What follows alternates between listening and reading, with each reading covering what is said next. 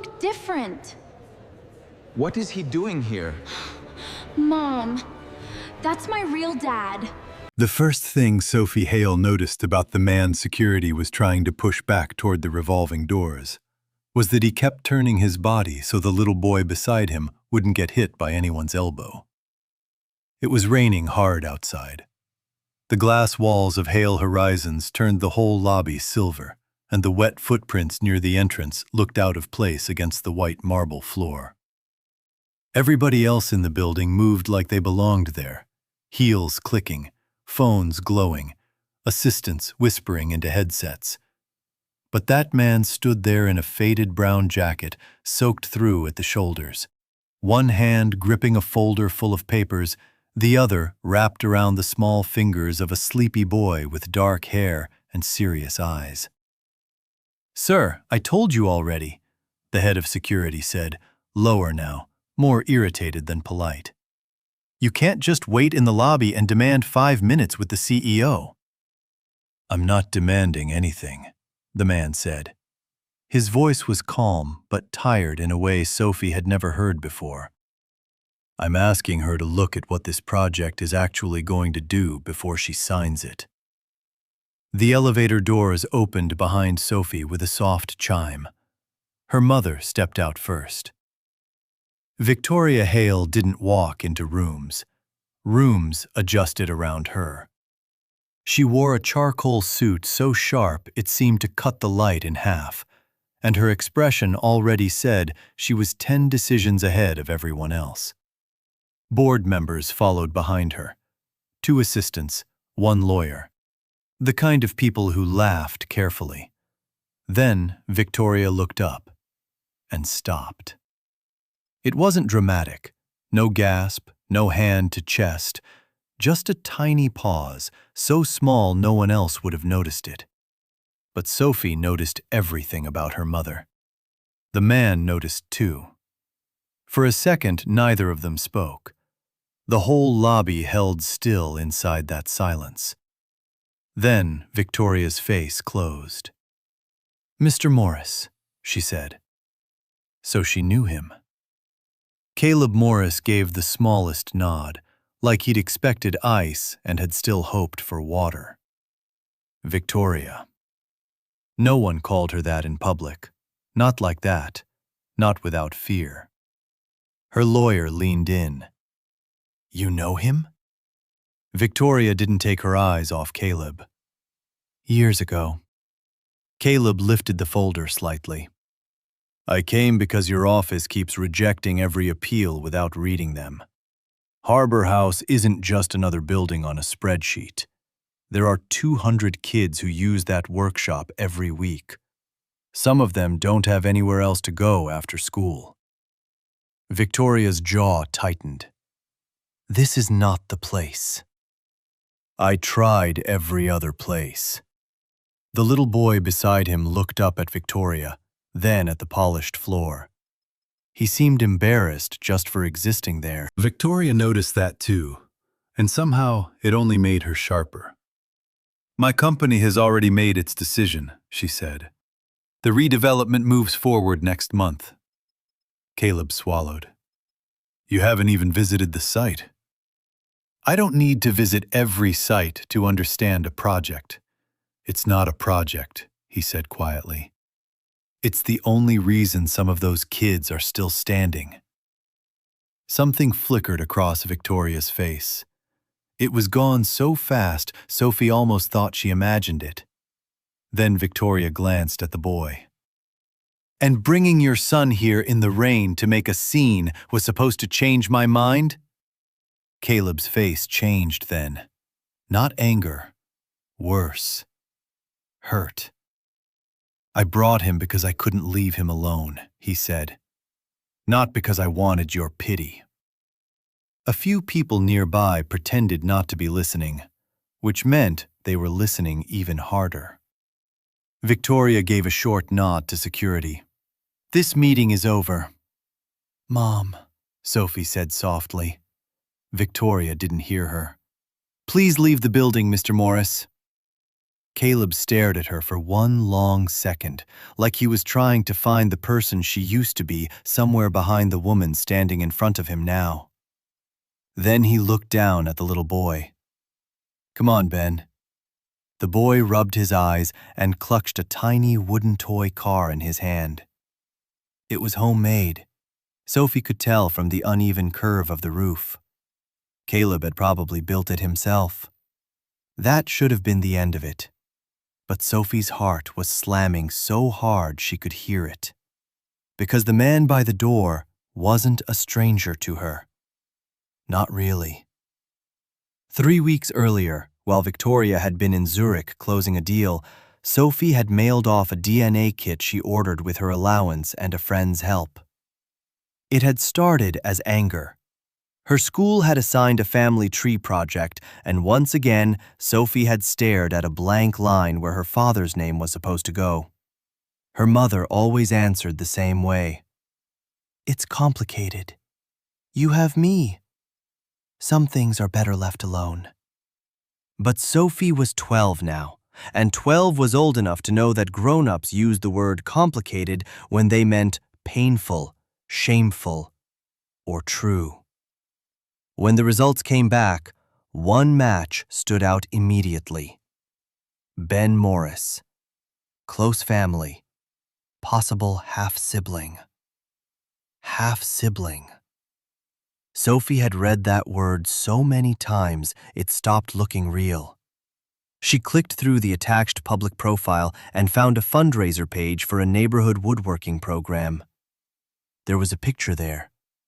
A man kneeling beside a group of kids, smiling despite paint on his shirt and exhaustion in his eyes. Caleb Morris. She had memorized his face before she even knew why. And now he was here. Right in front of her. Her real father. Her throat tightened. She stepped closer to her mother, grabbed the edge of her sleeve, and whispered, "Mom, that's my real dad." Victoria went completely still. Not the kind of stillness that comes from composure. The kind that comes when the floor disappears under you. "What did you say?" she whispered back. Sophie's mouth had gone dry. "I know it sounds crazy, but I checked. I did a DNA test. The little boy, Ben, he's my half-brother." Victoria turned slowly toward her. Sophie had never seen fear on her mother's face before. Pressure, rage, command, exhaustion, yes. Fear? Never. The security guards had already started guiding Caleb and Ben toward the doors when Victoria said, "Stop."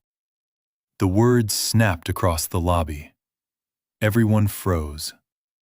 Victoria looked at Caleb, and whatever she saw there seemed to shake something loose deep inside her. "Come upstairs," she said. Caleb frowned. "What?" "Now." Ben looked up at his father. "Are we in trouble?" Caleb crouched to his level. "No, buddy." But his voice said he wasn't sure. 10 minutes later, they were in Victoria's private conference room on the 48th floor. The city stretched out beneath them in glass and stormlight.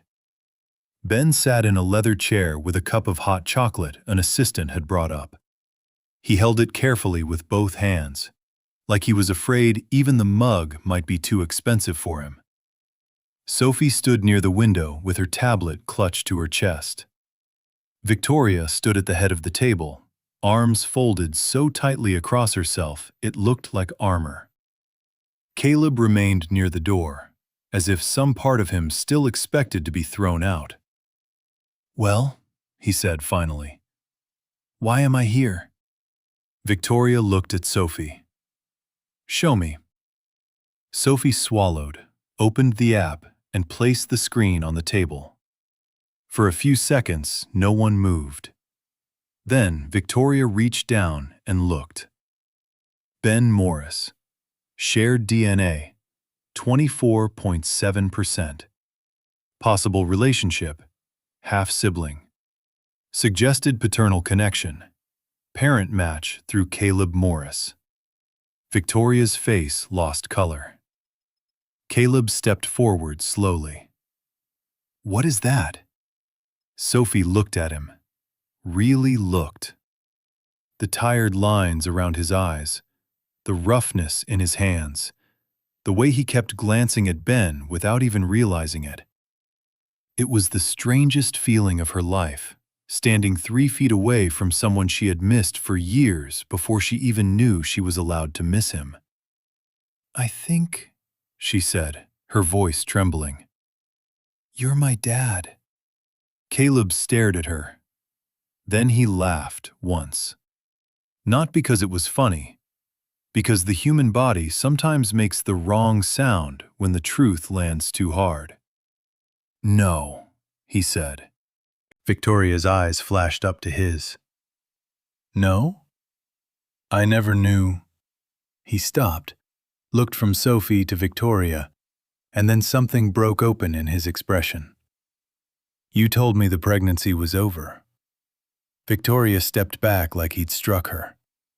"I told you?" "Your father did." Caleb's voice dropped. "He came to see me 2 days after I left the city. He said you didn't want me near you. He said there was no baby anymore." Sophie looked at her mother. Victoria's lips parted, but no words came out. Then all at once the room filled with years. Years she had never been told. Years he had never known. "You disappeared," Victoria said, and the calm in her voice was gone now, stripped down to something raw. "You vanished. You took his money and disappeared." Caleb stared at her. "What money?" Victoria let out a stunned, bitter laugh. "Don't do that. I saw you." And just like that, Sophie understood this story had started long before her. Caleb dragged a hand over his face. "Your father came to the garage where I worked. He put a check on the table and told me to leave you alone." Victoria's eyes burned. "And you did." "He had my younger brother arrested that morning for a theft he didn't commit." Sophie felt the air change again. Caleb's eyes never left Victoria's.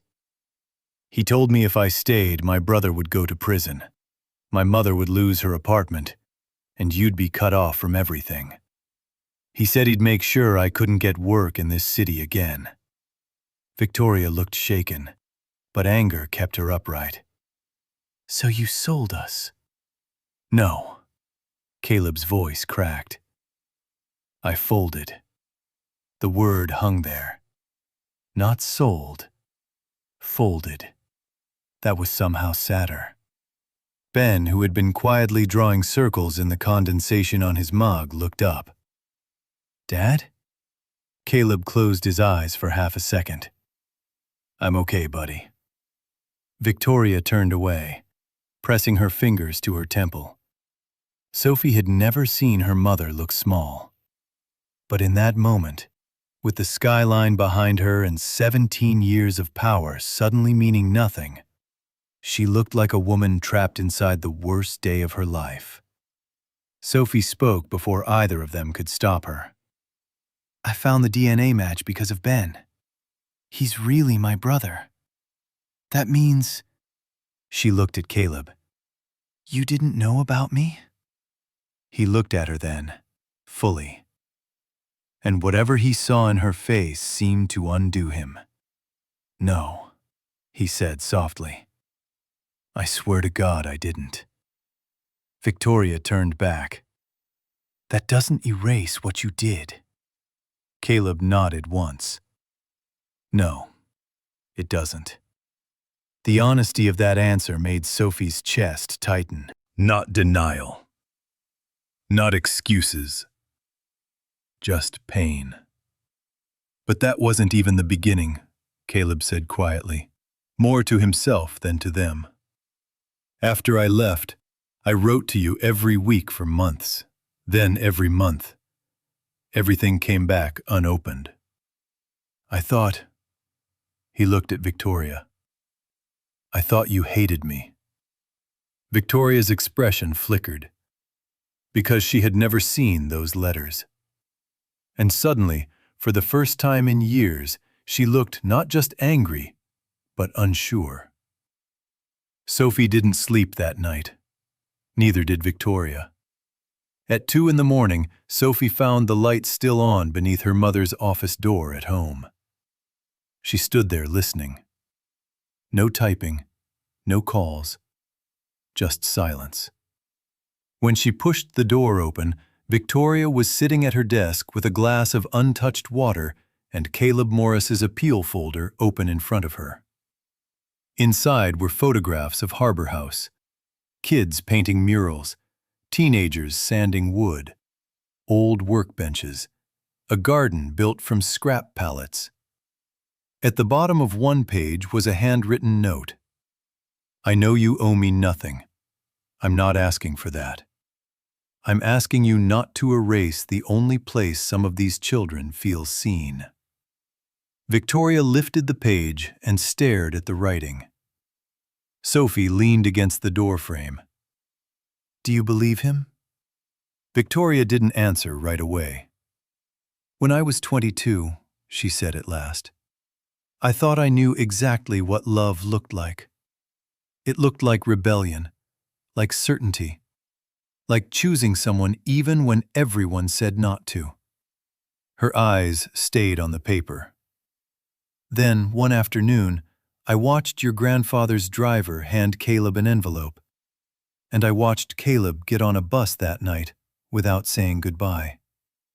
Sophie walked farther in. Maybe he was trying to protect you. Victoria let out a hollow laugh.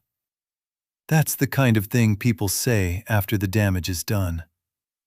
What if it's true? Victoria finally looked at her daughter. Her eyes were red but dry. Then I built half my life on a lie. The next afternoon, Sophie lied to her tutor, slipped out the back gate, and took a car downtown.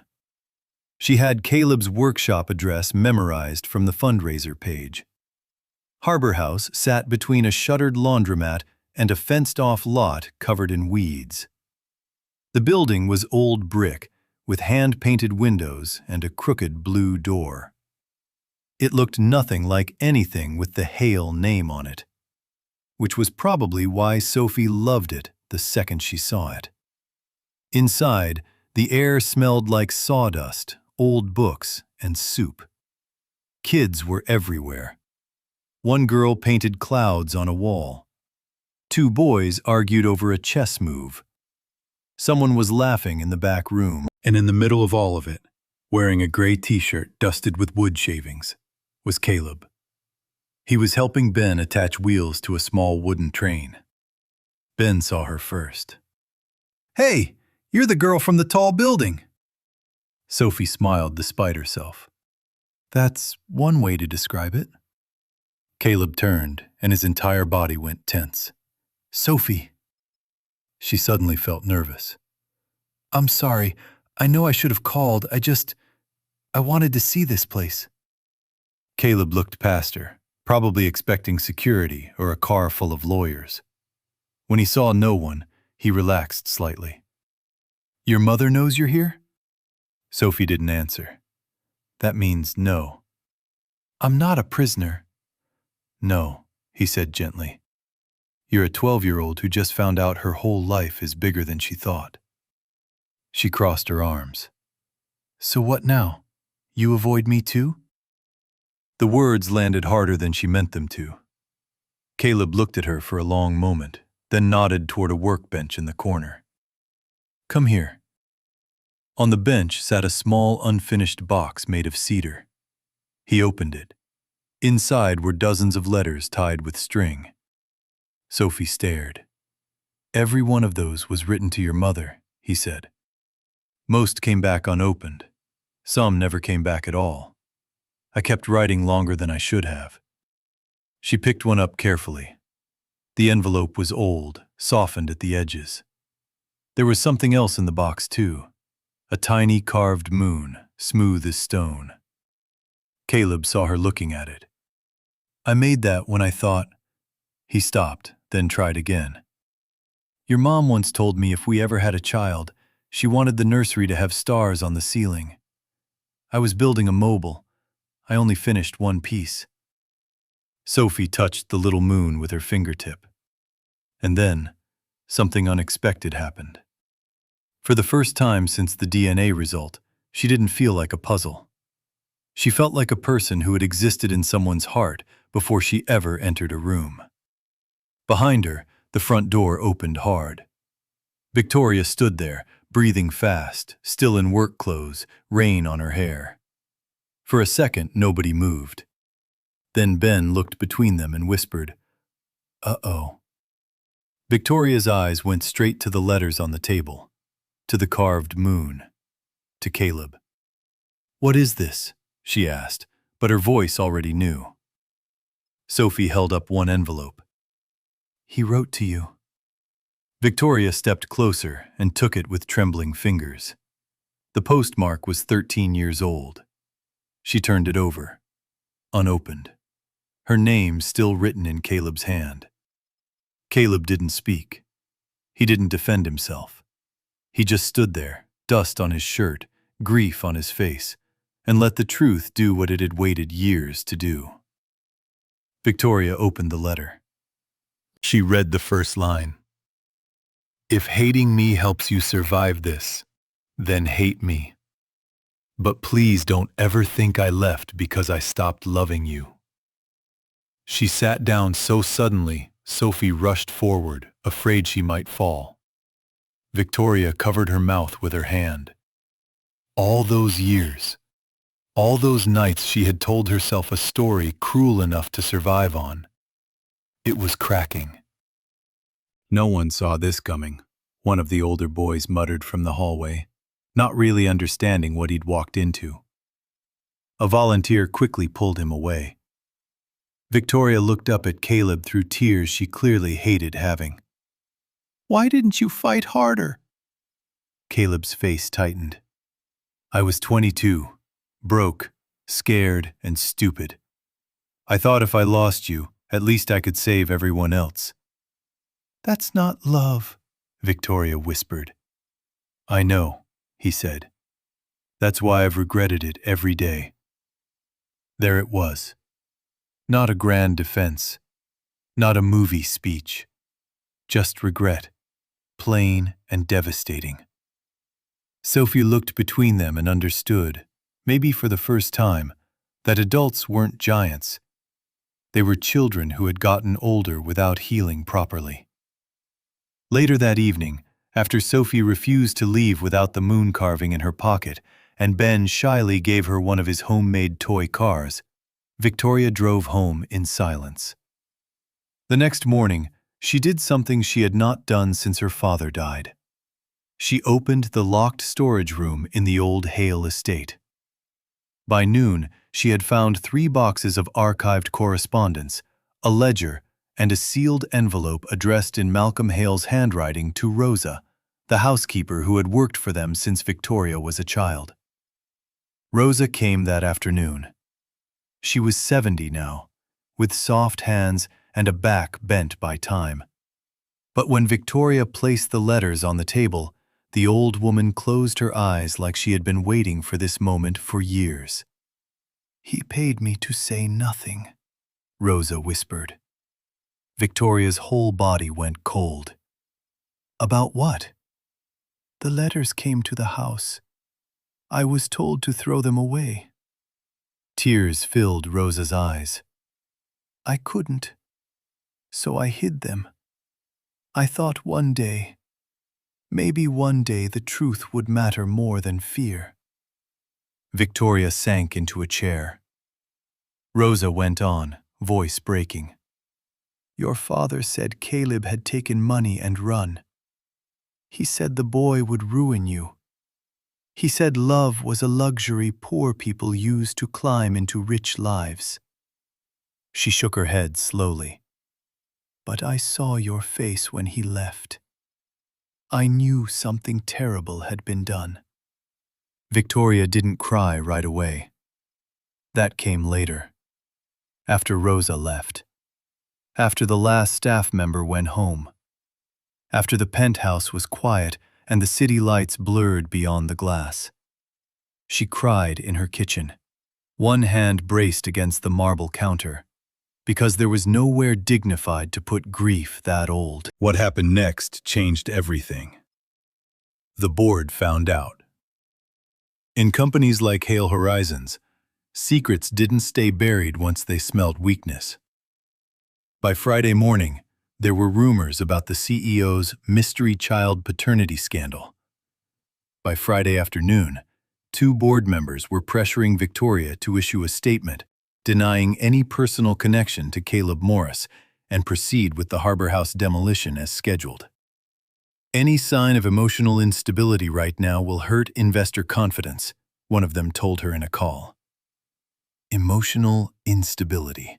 As if finding out your father destroyed your life and your daughter's life was just an inconvenient fluctuation in market behavior. Victoria stared out her office window and realized with sudden, sick clarity that she had learned to sound exactly like the man who had broken her. That evening, Caleb came to see her again, this time by appointment. He stood in her office while the sunset burned red behind the skyline. "I heard about the board," he said. Victoria let out a tired breath. "News travels fast. In my neighborhood, rich people panicking is basically weather." Despite everything, the corner of her mouth almost moved. Caleb noticed. So did she. Then the silence deepened. He looked different outside Harbor House, smaller somehow, or maybe just more vulnerable. "I need you to know something," he said. "I'm not here because I want anything from you. Not money, not your name, not revenge." Victoria folded her arms. "Then why are you here?" He hesitated. "To tell you I'll step back if that's what Sophie needs." That hit harder than any accusation could have. Victoria's face changed. "You just found out she exists." "I know." His voice turned rough. "And that's exactly why I don't get to make this about what I want. If being near me blows up her life, I won't do that to her." Victoria looked at him for a long time. Years ago, she would have called that weakness. Now she knew better. "Do you still love me?" she asked before she could stop herself. The question hung there, startling both of them. Caleb gave a sad smile. "That's not a fair question." "I didn't ask for fair." He looked down, then back up. "I stopped expecting you. I never stopped loving you." Victoria shut her eyes. For a second, she let herself feel the full weight of what had been stolen. Then she opened them again. "I don't know what to do with that." "Neither do I." The demolition ceremony for Harbor House was scheduled for Monday at 9. By Monday at 8:30, the sidewalk outside the building was crowded. Reporters, board members, residents, kids holding hand-painted signs. Ben stood beside Caleb in a clean blue sweater too big for him, gripping his father's hands so tightly his knuckles had gone pale. Sophie stood on the other side, not because anyone told her to, but because that was where she had chosen to be. Victoria's black car pulled up at exactly 8:38. The crowd shifted. Cameras lifted. She stepped out in a cream coat, wind catching the ends of her hair, face unreadable. A board member hurried to her side. "We need to stick to the prepared remarks, no deviations." Victoria didn't answer. She looked at Harbor House, really looked. The cracked steps, the mural peeling at the corner, the children lined up under the awning. Caleb, standing there with quiet dread in his eyes and no expectation left. And Sophie, with that little carved moon in her pocket like a secret heartbeat. Victoria walked to the podium. The microphones lit up. For a few seconds she said nothing. Then she looked at the crowd and spoke. "When I was young," she said, "I was taught that success meant never hesitating, never doubting, never letting emotion interfere with the decision in front of you." A few reporters lowered their phones slightly, sensing this was not the approved speech. Victoria went on. "I built my career on that belief. I was praised for it, rewarded for it. And somewhere along the way, I stopped asking who paid the price for my certainty." The board member near the stage went pale. Victoria's voice steadied, stronger now. "Harbor House is not a failed asset. It is not wasted land. It is a living place built by people who were never supposed to matter to rooms like the ones I've spent my life in." Someone in the back started clapping once, then stopped, unsure. Victoria looked at Caleb, then at Sophie, then back at the cameras. "My father taught me many things. Some were useful, some were unforgivable." Her breath caught, but she kept going. "Years ago, he destroyed a truth that should have belonged to my family. He did it because he believed power had the right to decide who was worthy of love and who was not." A murmur moved through the crowd like wind. Victoria didn't flinch. "So let me correct one thing publicly today. Caleb Morris is the father of my daughter." The entire street seemed to inhale at once. Sophie grabbed Ben's hand without thinking. Victoria's eyes shone, but her voice never broke. "And I was wrong about him, deeply wrong." Caleb lowered his head for a moment, stunned. Victoria turned a page on the podium and set it aside without reading. "As of this morning, the Harbor House demolition order has been revoked. Hale Horizons will instead fund the full restoration of this building, and I will be stepping down from oversight of the redevelopment division while an independent review is conducted into legacy decisions made under my family's leadership." Now the clapping came harder, stronger, real. Somebody cried out in disbelief. A woman near the front covered her face and sobbed. One of the teenage boys from the workshop shouted, "Let's go!" But Victoria wasn't looking at the crowd anymore. She stepped away from the podium and walked down from the stage, straight toward Caleb. The cameras were everywhere, flashes hitting them from every side. But when she stopped in front of him, it felt strangely quiet. "I can't give back the years," she said. Caleb's eyes were wet. "No. I can only stop losing more." He looked at Sophie first, then Ben, then Victoria. And slowly, like a man testing whether the earth would hold under him, he nodded. Sophie let out the breath she felt she'd been holding her whole life. Months later, Harbor House smelled like fresh paint and cedar. The roof had been repaired. The windows were new. The mural out front had been restored by the kids who loved it enough to argue over every color.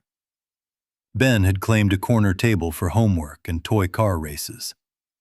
Sophie had a shelf full of astronomy books because Caleb remembered somehow that she liked the moon. Victoria still wore sharp suits most days.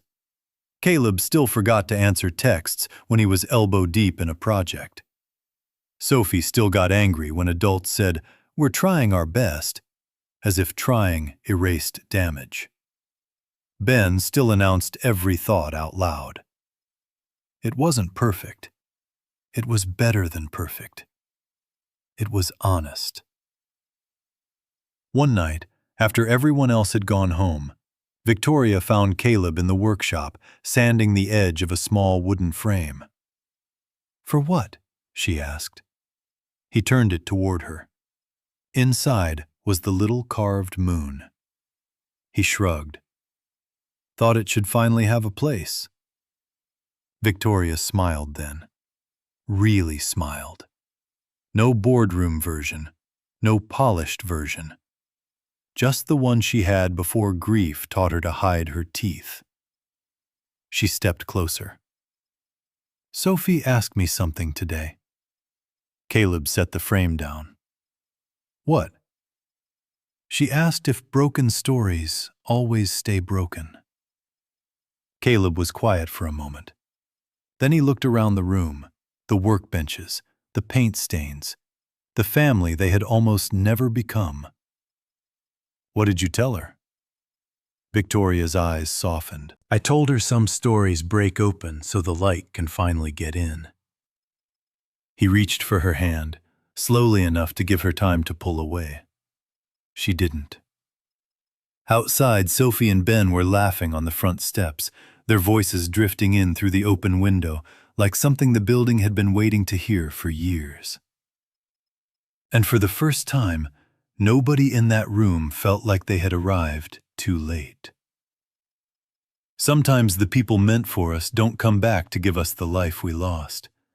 They come back to help us build a truer one.